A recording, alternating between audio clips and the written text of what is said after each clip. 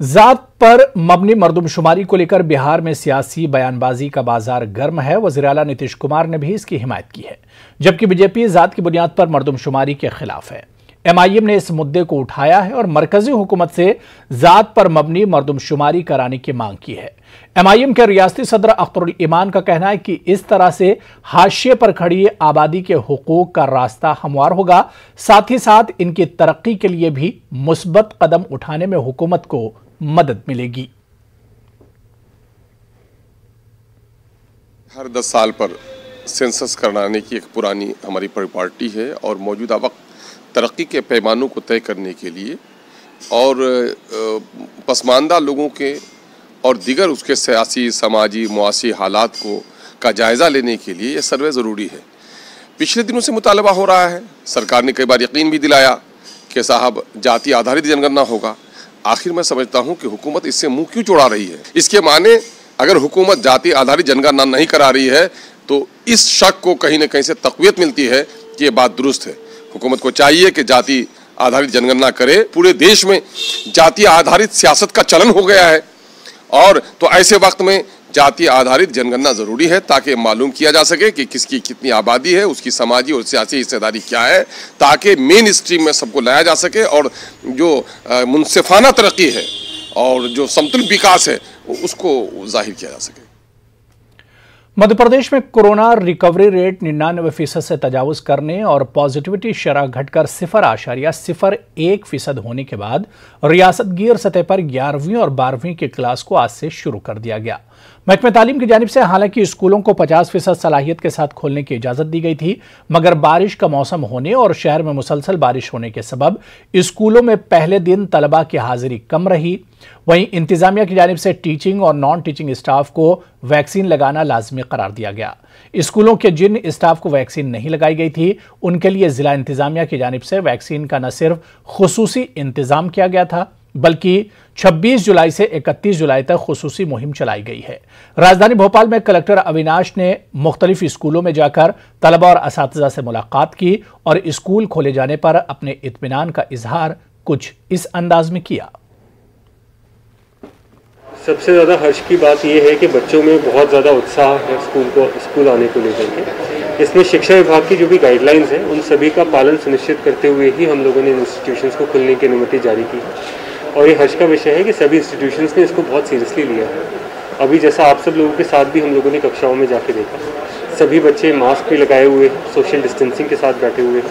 जैसा कि आपने देखा यहाँ एक वैक्सीनेशन कैंप भी ऑर्गेनाइज है, जिसके माध्यम से हम ये सुनिश्चित कर रहे हैं कि स्कूल्स के सभी टीचर्स, सभी स्टाफ मेंबर्स पूरी तरह से वैक्सीनेटेड हों। यदि कोई भी वैक्सीनेटेड नहीं है तो उसका यहाँ on spot he walk in registration और वैक्सीनेशन दोनों किया जा रहा है। इसमें हमने ये भी चेक किया कि सभी बच्चे जो स्कूल में हैं उनके पेरेंट्स के द्वारा लिखित अनुमति विधिवत जारी की गई है या नहीं। तो क्लासेस में ये भी देखने में आया कि पेरेंट्स ने जिन्होंने लिखित में सहर्ष अनुमति दी है उनके बच्चे ही क्लासेस में। मुसलमानों को सूद की लानत से बचाने और इन्हें माशी तौर पर मुस्तहकम करने की गरज से अकोला के 22 इलाके में एक बिलासूदी सोसाइटी कायम की गई। वाज़ेह है कि मुल्क की दूसरे हिस्सों की तरह अकोला में भी ये सोसाइटी अपनी खिदमात अंजाम दे रही है। ताहम 22 इलाके में मुसलमानों की आबादी में इजाफे के बाद यहाँ कारोबार को तरक्की मिल रही है। यही वजह है कि इस इलाके में बिलासूदी सोसाइटी का मुतालबा किया गया है, जिसे जन सेवा नामी सोसाइटी ने पूरा करने की कोशिश की है। सोसाइटी की खासियत ये है कि ये इंटरेस्ट फ्री लोन देती है। ये सोसाइटी में आप जो डिपॉजिट करते हैं तो वो उस पर भी इंटरेस्ट नहीं मिलता है, कमीशन मिलता है, जो इस्लाम में जायज़ है। ये इस नुक्ते नज़र को सामने रखकर बनाया गया है कि हमारे हुज़ूर सल्लल्लाहु अलैहि वसल्लम ने इंटरेस्ट और सूद के लेन देन को मना किया है, इसलिए हमने भी इंटरेस्ट फ्री ब्रांच, गैर सूदी ब्रांच खोली है और मेरी वहाँ के लोगों से दरख्वास्त है कि वो इस ब्रांच से फ़ायदा उठाए। मुल्क में तालीम निस्वा की अलंबरदार और लड़कियों के अव्वलीन स्कूल की बानी सावित्रीबाई फुले को सब जानते हैं, लेकिन सावित्रीबाई फुले के साथ कांधे से कांधा मिलाकर इल्म की शमा रोशन करने वाली अव्वलीन ट्रेंड मुस्लिम टीचर फातिमा शेख को कम ही लोग जानते हैं। तेलंगाना के एक तेलुगु राइटर सैयद नसीर अहमद ने फातिमा शेख की जिंदगी और इल्मी कारनामों पर अंग्रेजी में एक किताब शाये की है औरंगाबाद में इस किताब का इजरा अमल में आया। देखिए रिपोर्ट।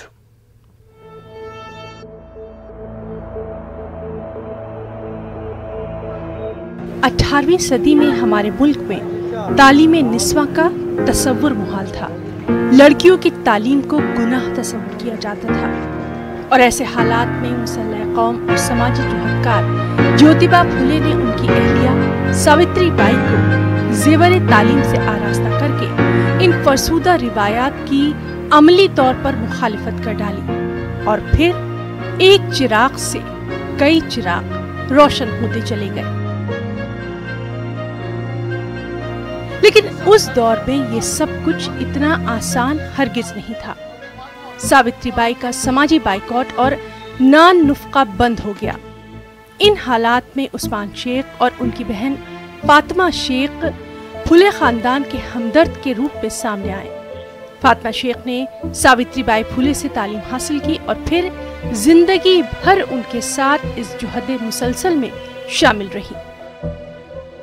ये हिस्टोरिकल घटना मैं मानता हूँ कि 150 साल पहले जबकि लेडीज़ महिलाओं को शिक्षा लेना एक गुनाह माना जाता था, उस समय फातिमा शेख ऋषि एक महिला आगे आती है और वो महात्मा ज्योतिबा फुले और सावित्री माता फुले के हाथ मजबूत करती है और उनके कंधे को कंधा मिला के एजुकेशन का जो बेसिक काम है उसमें अपना योगदान देती है।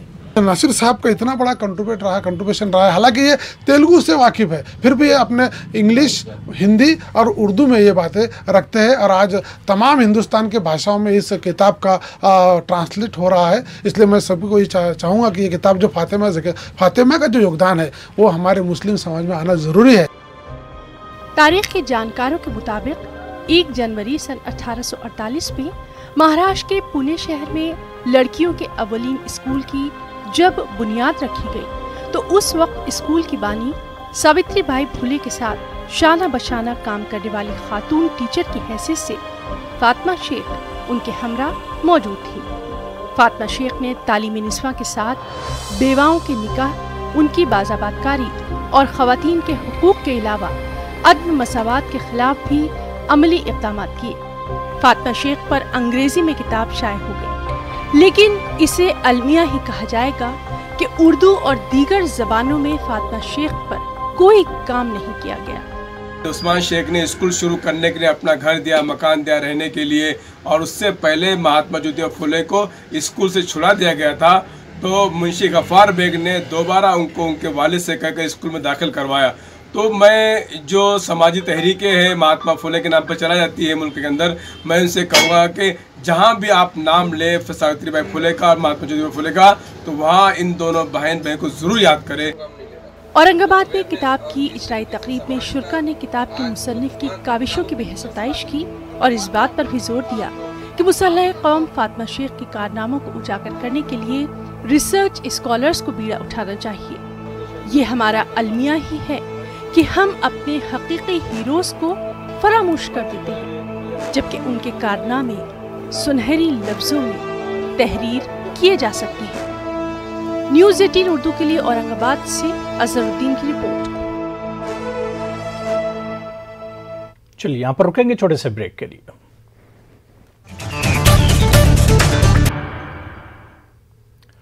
महाराष्ट्र सरकार कोकण सैलाब मुतासरीन की हर तरीके से मदद कर रही है। फौरी तौर पर इन्हें 5,000 रुपये दिए जा रहे हैं। इसके अलावा शिवसेना की जानिब से महाड, चिपलून, कोल्हापुर और दीगर इलाकों में भी राशन, अद्वियात, पानी और दीगर साजो सामान रवाना किया जा रहा है।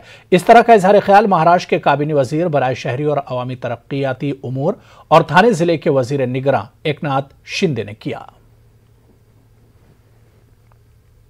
3-4 दिनों से भारी वर्षा जो लगातार हो रही थी कोंकण में, वहाँ पर भारी वर्षा के वजह से कई जगह पे लैंडस्लाइड हुआ है। महाड़ में भाई तड़ई गांव के में यहाँ पर जो लैंडस्लाइड हुआ है इसमें कम से कम 80 से 90 लोग की मृत्यु हुई है। 44-45 डेड बॉडीज अभी तक प्राप्त हुई है। ये बहुत बड़ी भयानक भीषण दुर्घटना है। कोल्हापुर में भी कई जगह पे लैंडस्लाइड हुआ है।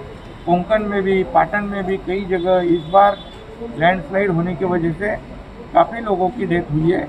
ये बहुत ही दुखद घटना हुई है। राज्य सरकार पूरी तरह उनको मदद करेगी। मुख्यमंत्री स्वयं वहाँ पर कड़ई गांव में उन्होंने विजिट की थी, वहाँ का पूरा जायजा उन्होंने लिया है और ये भविष्य में ऐसी दुर्घटना ना हो इसलिए राज्य सरकार पूरी तरह एक्शन प्लान बना रहे हैं। ये परमानेंट उनका पुनर्वसन करने की आवश्यकता है और निश्चित रूप से सरकार करेगी। यहाँ पर जो तत्काल जो मदद देनी है, जो 5,000 रुपये, उसका भी घोषणा सरकार ने की है। महाराष्ट्र के खित्ते कोकण के कई इलाकों में सैलाब और पहाड़ खिसकने से बड़ी तादाद में लोगों का जानी और माली नुकसान हुआ है। मुतासिरीन को राहत रसानी के लिए थाने से राष्ट्रवादी कांग्रेस ने जरूरतमंदों के लिए 5 ट्रक सामान रवाना किया। इन ट्रकों को रियासती वजीर जितेंद्र ओहाड़ ने हरी झंडी दिखाकर रवाना किया।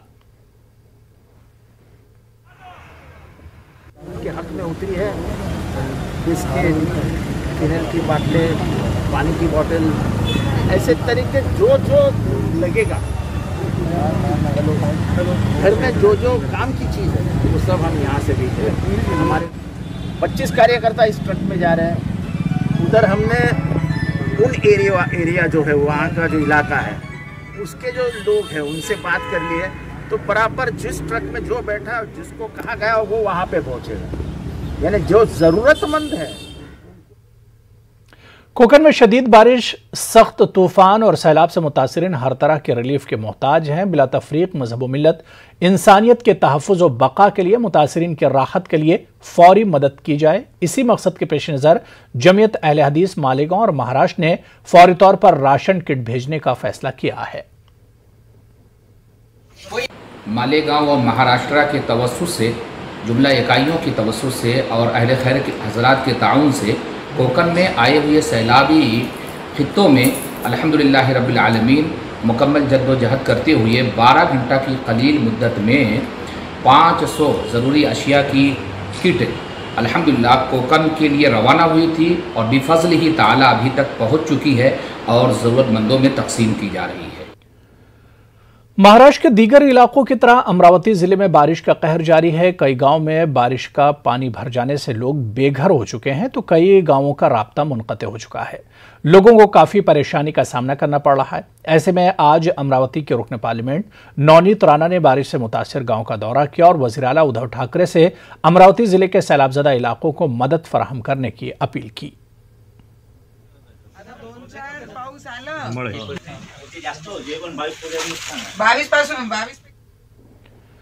कर्नाटक के रायचूर में डिस्ट्रिक्ट कांग्रेस महिला समिति के लीडरों ने रियासती वजीर बहबूद, खवातीन व अतफाल शशिकला ज्वाले से ओहदे मुस्ताफ़ी होने का मुतालबा किया। शशिकला जोलेले के खिलाफ हमला खवातीन और झूठे और छोटे बच्चों को हुकूमत से दिए जाने वाले अंडों की तकसीम मामले में गबन का इल्ज़ाम आयद करते हुए कांग्रेस महिला समिति ने एहतिजाजी मुजाहरा किया। ಶಶಿಕಲಾ ಜೊಲ್ಲೆ ಅವರು ಮಹಿಳಾ ಮತ್ತು ಮಕ್ಕಳ ಕಲ್ಯಾಣ ಸಚಿವೆ ಒಂದು ಮೊಟ್ಟೆ ಕಳ್ಳೆ ಅಂತ ಹೇಳಿ ಏನು ಮೊನ್ನೆ ಒಂದು ನಡೆದಂತ ಒಂದು ಹಗರಣದಲ್ಲಿ ಮೇಡಮ್ ಮಕ್ಕಳಿಗಾಗಿ ಮೊಟ್ಟೆ ಸರ್ಕಾರ ನೀಡ್ತಾ ಇದೆ। ಆ ಮೊಟ್ಟೆ ಒಂದು ಹಗರಣ ಏನು ಹಗರಣ ಅಂದ್ರೆ ಅವರು ಒಂದು ಬೇರೆ ಒಬ್ಬರಿಗೆ ಟೆಂಡರ್ ಕೊಟ್ಟಿದ್ರು ಆಲ್ರೆಡಿ, ಆ ಟೆಂಡರ್ನ ಅವ್ರಿಗೆ ಕ್ಯಾನ್ಸಲ್ ಮಾಡಿ ಒಂದು ಬೇರೆ ಒಂದು ಇನ್ನೊಬ್ರು ಬಂದು ಅವರು ಟೆಂಡರ್ ಹಾಕಿದ್ರು ಅವರಿಗೆ ಒಂದು ರದ್ದು ಮಾಡಿ ಯಾವುದೋ ಎಕ್ಸ್ಟ್ರಾ ಅಮೌಂಟ್ ಕೊಡ್ತಾರೆ ಅವರಿಗೆ ಮಕ್ಕಳ ದಿನ ಅಂತ ಒಂದು ಮೊಟ್ಟೆಯನ್ನ अन्यायवादी सावन के पहले सोमवार के मौके पर नवाबों की नगरी भोपाल में तहजीबों का संगम देखा गया। सावन के मौके पर यूं तो हिंदू भाई बहन खुसूसी पूजा करते हैं और ढोल और मंजीरा बजाकर भजन गाते हैं, लेकिन इस बार सावन का पहला सोमवार भोपाल के लोगों के लिए खास इसलिए भी था कि भोपाल एमएलए आरिफ मसूद ने सावन के पहले सोमवार को हिंदू बहनों को भजन और कीर्तन के लिए अपनी जानिब से ढोलक और मंजीरा गिफ्ट में दिया। आरिफ मसूद का कहना है कि कोरोना कहर में जब मैंने रक्षाबंधन के मौके पर हिंदू भाई बहनों से मुलाकात की थी तो उनके पास इतना भी सरमाया नहीं था कि वो मंदिरों में अच्छी ढोलक और मंजीरा को बजाकर भजन गाते। इस वक्त बहनों को राखी पर वादा किया था और आज इन्हें सावन के मौके पर तोहफा दिया है। हमारा मकसद मुश्तरका तहजीब को मजबूत करना है। इस मौके पर हमारे नुमाइंदे मेहताब आलम ने आरिफ मसूद और हिंदू अकीदतमंदों से खास बातचीत की। भोपाल को गंगा जमनी तहजीब का शहर कहा जाता है। नवाबों के ज़माने में नवाब मुसलमान होते थे, लेकिन उनके प्राइम मिनिस्टर हिंदू हुआ करते थे, लेकिन सारे त्यौहार मिलजुल कर मनाते थे। आज उसकी झलक हमें देखने की मिल रही है कि भोपाल MLA आरिफ मसूद ने यहाँ पर सावन के सोमवार पर तोहफा दिया। आरिफ साहब, ये तहजीब का फरोग देने का सिलसिला कहाँ से? देखिए, मैंने राखी पे भी करा था, जब कोरोना में रक्षाबंधन पर राखी को इन्होंने मिलने नहीं दिया था, तब मैंने अपनी विधानसभा में कहा था कि जब आपने चुना था तब मैंने कहा था, जब मेरे ऊपर कट्टरता के इल्ज़ाम लगे थे, जब मुझ पे लगे थे कि मैं बहुत कट्टर हूँ, तब मैंने कहा था कि आप एक इंसानियत वाले इंसान को चुनोगे, आप एक बेटे को चुनोगे और ये बेटा हक अदा करेगा। तो मैंने वो भाई का रूप अदा करा और भाई के रूप अदा करने पर राखियाँ घर घर पहुँचाई। और आज सावन सोमवार था तो मैंने भजन मंडलियों से वादा करा था कि सोमवार से पहले पहले आपको मंडलियों का सामान दूंगा। और आज मुझे खुशी है कि मैंने एक बेटे के रूप में वो खुशी इनको लौटाने का प्रयास करा। और आज के दिन एक अच्छे दिन भोपाल की, जहाँ गंगा जमुना तहजीब का मैंने आगे बढ़ाया, वहीं नफरत दिलाने वालों को सबक सिखाने का प्रयास भी किया। ये तोहफा कैसा लगा? ये सौगात तोहफा कैसा लगा? ये सौगात तोहफा हमें जीवन में पहली बार मिला और हमारे भाई आरिफ मसूद जी ऐसे ही विधायक हमें हमेशा मिलते रहे, मंत्री के रूप में हम इनको देखना चाहते हैं और ऐसी सौगातें हमें मिलती रहे तो हम लोग आनंद रहे। सोमवार के, सावन के पहले ही सोमवार को एक सौगात आपको तोहफा मिला है। बहुत अच्छा तोहफा मिला। हम तो चाहते हैं हमारा भाई हमेशा मतलब ऐसे ही तोहफा देते रहे, हमें हमेशा हर सावन पे हर त्यौहार पे हमें तोहफा मिलता रहे हमारा भाई। जी, हम भी यही कहना चाहेंगे, हमारे भैया ने बहुत सारे लोगों को अभी भी मशीनें उपलब्ध कराई और श्रावण के महीने में भी बहुत अच्छा काम किया। सावन की शुरुआत ऐसी है तो आप अंदाजा कीजिए कि आगे तहजीबों के संगम को लेकर क्या क्या किया जाएगा। कैमरामैन मोहसिन खान के साथ मेहताब आलम, न्यूज़ 18 उर्दू, भोपाल।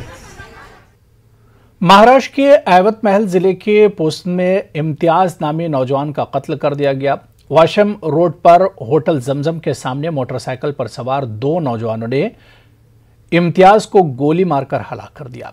इम्तियाज के सर में गोली लगने से उसकी मौत हो गई। यह मामला कल शाम पेश आया। इस मामले में पुलिस ने 3 मुलजिमीन को हिरासत में लिया, जिनमें ओमकार पाटिल, फैसल खान और शेख हफीज शामिल हैं। पुलिस ने इनके खिलाफ कत्ल का मुकदमा दर्ज करके तफ्तीश शुरू कर दी है।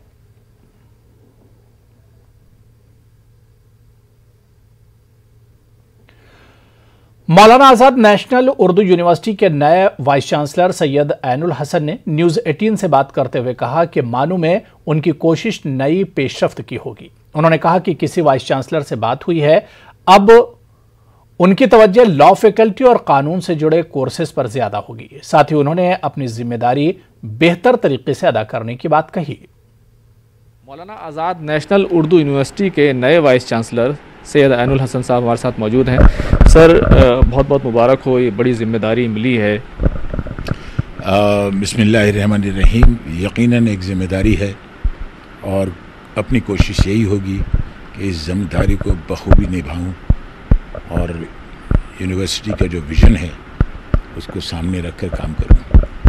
सर, अगर देखें तो उर्दू ज़बान के ज़रिए से नई आला तालीम देने के लिए पूरी यूनिवर्सिटी बनाई गई थी और पूरी दुनिया में इसके कैंपसेस भी हैं। तो अब जो नए हालात उभर रहे हैं, उर्दू ज़बान के जो चैलेंजेस हैं उभर रहे हैं, उसको लेकर के क्या खाका अपने जहन में है? देखिए,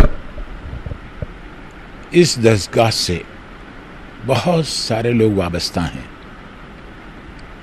डायरेक्टली इनडायरेक्टली। और मेरी गुफ्तगू मेरे प्रेडेसेसर से भी हुई है। पठान साहब से हुई है मेरी गुफ्तगू, अयूब साहब से गुफ्तगू हुई है। इसी सिलसिले में मुझे फ़ोन किया शाहिद साहब ने और ख्वाजा शाहिद साहब ने, फिर और लोग भी जैसे ख्वाजा इफ्तिखार साहब और भी यूनिवर्सिटीज़ के लोग, लाइक तलत साहब ने कश्मीर से फ़ोन किया। नेटवर्क 18 फेडरल बैंक संजीवनी गाड़ियां पूरे मुल्क में कोरोना वायरस से मुतासरा जिला में गश्त कर रही हैं। वैक्सीन की अहमियत के हवाले से बेदारी लाने की हमारी कोशिशों को आपकी तायद की अशद जरूरत है। आइए एक नजर डालते हैं कि संजीवनी गाड़ियां किन इलाकों में हैं।